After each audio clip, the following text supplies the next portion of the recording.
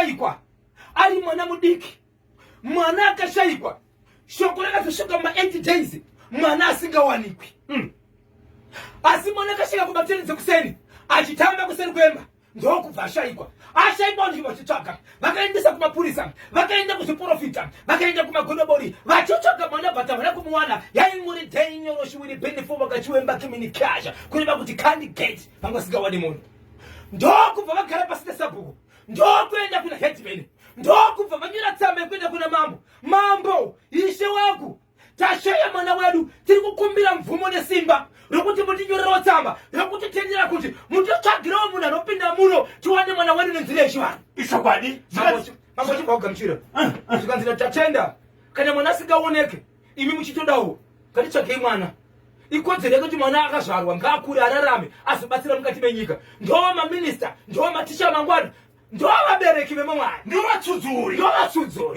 vamangwana mwana uyu angari mwanai angari mwana musikana akura sei mwana angari mudiki mwana mudiki zvadaro mukoma kb n'anga dziva dzauya pakaunganidzwa kuti n'anga dziri kuuya pane 8 days pane gomba retoilet riri pamba rakatosiwa makutanda pamusoro maitariswa everyday vanhu vachitsvaga kuti munhu asishaikwa asi pakati n'anga dziri kuuya mangwana dzatsvagwa namambo mwana akazowanikwa ari mugomba asi ndine urombo mhuri yezimbabwe mwana uyu mukamuona zvinorwadza yamburi nyaya yekuti mwana akapera mwana asina simba haachazwisisi kuti chii chiri kuitika right n'anga dzichibva dzapinda mhuri yezimbabwe regai ndikuudzei nzvimbo yandiri kutaura nezvayo iyi ndiyo nzvimbo zvakare yegore riya yemunhu wekutora nguva refu asina kuvigwa uya airamba kuvigika uya ndokunzvimbo yamambo ava mambo vachibva vati izvo vanhu ngavaite sei ngavapinde mutsika mutanda but kuya kwakuita tsika mutanda haachashandi zvemwana chete villaji yese kurura munhu tsika mutanda munhu ane chinhu chake chese chakaipa ngachirohwe right vapinda mukati nzvimbo iyoyo zvakare ndiyo nzvimbo yamakambonzwa yakambobuda ine vanhu 5 vakadonha murusero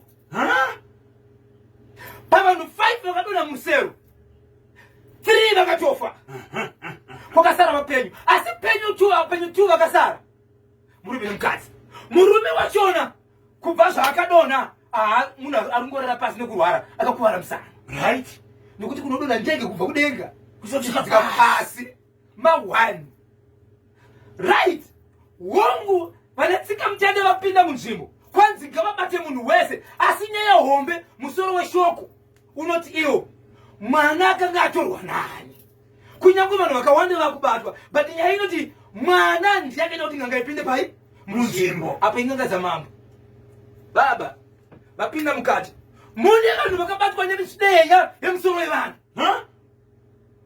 makabuda mazino yemvuu ndeni waloshuvwene pinde fu wakachuvemba kiminikasha baba Isabel lehenya mazino emvuu aibatwa ane vanhu yatsika mutanda vaibvuma here kuti ndezvavo vaibvuma pane kananga pandiri kuenda ndati zvimwe zvino zvaibatwa hazvo izvi but nyaya ndechi yemwana pakazobatwa timu rakabuda kunzi ndo rakanga ratora mwana inzwai kwairi kuenda mhuri yezimbabwe nai mambo matendera kuti nganga ipinde vanhu vari kupinda nokutsikiswa mutanda vana venyu pane vari kuungana kukweseni make but nyaya tikatarisa nai mambo anoti iwo ndeyekuti gaicheneswe nokuti hapana anotenda kuda kuurarirwa mwana wake vanhu ngavacheneswe vese mune mumwe vanhu vari kubvuma chamambonosheza kuti vanhu vari kubvuma kuti zvinhu zvavo ndakuchibvunza mambo wangu maderenya abuda wangu mazino abuda handeipa mana zvikanzi vemwana vazobuda chikwata chinogona kunge chine vanhu 4 kana kuti 5 kusanganisira mbuya vemwana but pakaonekwa musi wakatorwa mwana pane umwe mwana ari form 1 akaona mwana achitorwa nambuya ivavo kuzobatwa ndiye oroshiwiri benefo mwana uyu paakaona ndokuda kutaura paakakuda kutaura ndokubva astroka izvezvi munhu Mbuya vemwana uyu anga asingaonekwe. Yes. Mbuya pakudini. Mbuya amai baba. Amai baba. Amai baba. Mwana akaona ari form 1. Pakakunda kutaura chete ndokubva stroke izvezvi murwere. Asi stroke yange isine kurwara. Yange iri yekuti nguva yakada kuti aiwa mwana ndamuona ndobva stroke.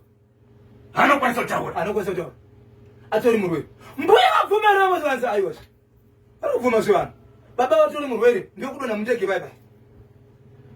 Ndonya iri kugokwe izvo zviburi yeZimbabwe. So Mbuya nechikwata chavo vabatwa nanatsika mutanda kuti ndivo vane chekuita nekushayikwa kwemwana achizoonekwa asina simba. Vari kuti kudini? Akutonga kuti kudini bosi basa ravo ndiro ravaita but mota dzavo nezvavaishandisa zvakaita sei zvakabva zvatorwa.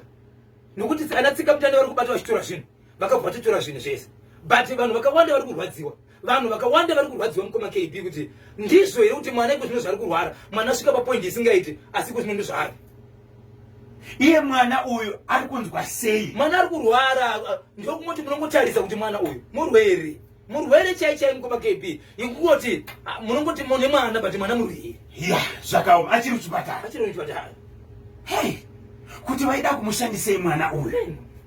Amen, muri yeZimbabwe. Inzwai munzwe update yeGokwe. Kanyamba naBhozho. Icho cheku Highfields vashandi vekumotwari vanoziva kuti chituna chakapinda sei. Police get busy. Pachipatara apo pakarwa chikiribidi manje vanotaura chete. Ndinomutsa Maxo Nyambuwa, Mai Craig Sherry Diki, Mai Vesha, Robert Veremo, Brian Madziwanzira, John Komo, Evaristo Panya, na Memo Maruma Hoko. Ninchemera Nobedi Chabeta.